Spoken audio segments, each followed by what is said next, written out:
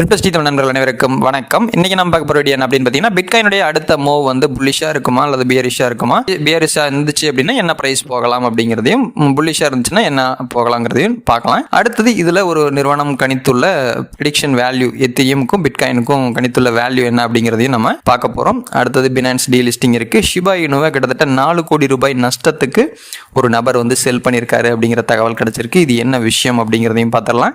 இதெல்லாம் பார்க்கறதுக்கு முன்னாடி நம்ம கிரிப்டோ தமிழ் சேனல் சப்ஸ்கிரைப் பண்ணாம இருந்தீங்க அப்படின்னா சப்ஸ்கிரைப் பண்ணிக்கோங்க. நம்ம சேனல் டெலிகிராம் லிங்க் டிஸ்கிரிப்ஷன் இருக்கு, ஜாயின் பண்ணிக்கோங்க.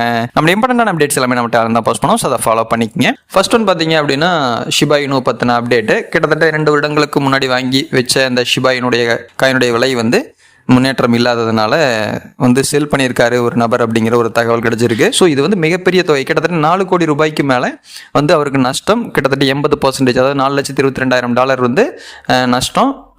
வேல்யூவில் பார்க்கும்போது கிட்டத்தட்ட 80% லாஸ் அப்படிங்கிற ஒரு தகவல் வந்து கிடைச்சிருக்கு. நெக்ஸ்ட் ஒன் பார்த்தீங்கன்னா, பிட்காயினுடைய ப்ரெடிக்ஷன் வேல்யூவை ஆல்ரெடி கொடுத்துருந்தாங்க சிட்டி குரூப்.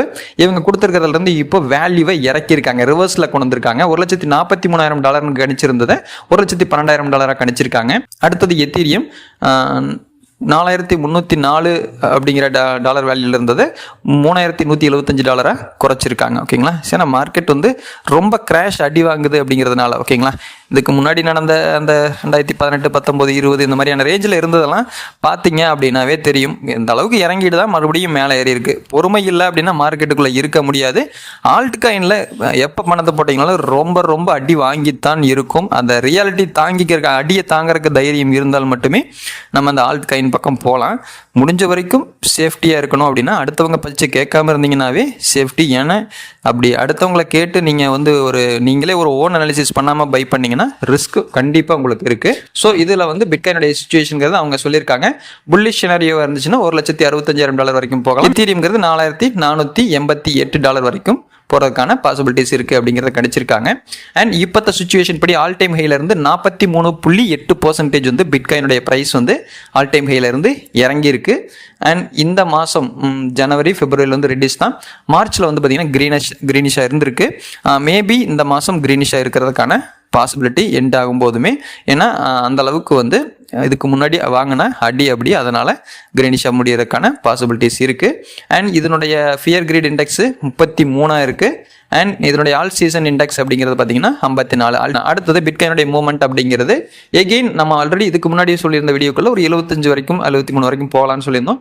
பட் இதில் வந்து பார்த்தீங்க அப்படின்னா அந்த 70,000 வந்து நிற்குது.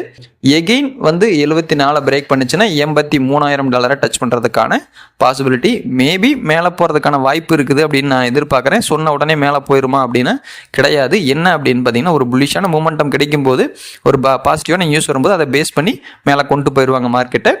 சப்போஸ் கீழே இறங்குனா எங்கே போய் நின்று தடுமாறும் அப்படின்னு பார்த்தீங்கன்னா 66,000 அப்படிங்கிற லெவலில் போயிட்டு தடுமாறிட்டு தான் நிற்கும், ஃப்ளாட் மோடு கொடுக்கும். அடுத்தது பிவோட் பாயிண்ட் பேசிஸில் வச்சு பார்த்தீங்க அப்படின்னா இதனோட ரெசிஸ்டன்ஸ் லெவல் 73,778, 76,000, அடுத்தது 77,950 அப்படிங்கிறது மேக்ஸிமம் ரெசிஸ்டன்ஸ் லெவலாக இருக்குது. சப்போர்ட் லெவல்னு பார்த்தீங்கன்னா 69,600, 67,967, 65,000 அப்படிங்கிறது இதனோட லெவலில் இருக்குது. ஏன்னா எப்பவுமே ஒரு வேல்யூ, ஒரு அனாலிசிஸை வச்சு பார்த்தீங்கன்னா கண்டிப்பாக ஃபெயிலியருக்கான பாசிபிலிட்டி 4-5 வச்சு பார்த்தீங்க அப்படின்னா மட்டும்தான் ஓரளவுக்கு ஐடியா கிடைக்கும். ஓகேங்களா? மார்க்கெட்டுடைய போக்கில் தான் நம்ம போகணும். அதை கணிக்கிறதுக்கு 100% கணிக்கிறதுக்கு இன்னைக்கு வரைக்கும் யாருமே கிடையாது. ஓகேங்களா? அதை ரியாலிட்டியை உணர்ந்துட்டீங்க அப்படின்னாவே அடுத்தவங்க பேச்சு நீங்கள் கேட்க மாட்டீங்க. நெக்ஸ்ட் பினான்ஸோடைய டீலிஸ்டிங் அப்டேட்டு. டீலிஸ்டிங் அப்டேட் வந்துச்சுனாலும் அதுலேயும் மிகப்பெரிய செல்லிங்லாம் உழுகும்.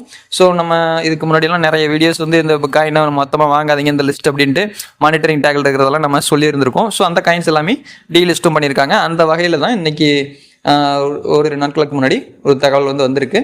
A to Z அப்படிங்கிறது, fourth, hook, IDEX, LRC, NTRN, RDNT, SXP இந்த காயின்ஸ் எல்லாமே எல்லா பேர்ஸையுமே டீலிஸ்ட் பண்ணுறாங்க அப்படிங்கிற தகவல். இந்த டீலிஸ்ட் பண்ணாங்கன்னா எந்த எக்ஸ்சேஞ்சில் வச்சுருந்தீங்கனாலும் அது உங்களுக்கு நஷ்டத்தை தான் கொடுக்கும். ஆல்ரெடி அது நஷ்டத்தில் இருக்குது. அது மட்டும் இல்லாமல் இதில் வந்து பார்த்தீங்கன்னா ஏதோ சம்திங் ராங் அப்படிங்கிறதுனால தான் அவங்க மானிட்டரிங் டேக்கில் போட்டு அப்புறமா இதையே டீலிஸ்ட்டும் பண்ணிட்டாங்க. இந்த காயின் எந்த எக்ஸ்சேஞ்சில் இருந்தாலும் நீங்கள் கவனிக்காமல் இருந்தீங்கன்னா கூட, இந்த வீடியோவை பார்த்துருந்தீங்க அப்படின்னா கூட அதை செல் பண்ணிட்டு வெளியில் வர்றது உங்களுக்கு நல்லது. இப்போ ஒரு 6-7 மாதங்களாக என்ன பண்ணுறாங்க அப்படின்னா டீலிஸ்டிங்கை வந்து ஆனால் கீழே இறங்குங்கிறது எல்லாரும் கணிச்சிடுறாங்கன்ட்டு அதுலேயும் மிகப்பெரிய மார்க்கெட் மேனிப்புலேஷன் வந்து நடக்குது. என்னென்னா இறங்குற நேரத்தில் வந்து மிகப்பெரிய அளவில் அமௌண்ட்டை போட்டு ஏற்றி கட்டுறாங்க, மக்களை குழப்பி விட்டுறாங்க. அது மறுபடியும் அந்த ஓரிரு நாட்களுக்கு ஏறும், மறுபடியும் அது ரிவர்ஸில் போக ஆரம்பிச்சிருது. டீலிஸ்டிங் காயினை எப்போவுமே நம்பாதீங்க. மானிட்டரிங் டேக்கில் போட்டாலே முடிஞ்ச வரைக்கும் வாங்காமல் இருக்கிற வரைக்கும் நல்லது. அவ்வளோதான் இந்த வீடியோ அப்படிங்கிறது. இந்த வீடியோ உங்களுக்கு யூஸ்ஃபுல்லாக இருந்துச்சுன்னா லைக் பண்ணுங்கள், உங்களுடைய ஃப்ரெண்ட்ஸ்க்கும் ஷேர் பண்ணுங்கள். மீண்டும் அடுத்த வீடியோ சந்திக்கும் வரை உங்களை நான் உங்கள் தாமு. நன்றி.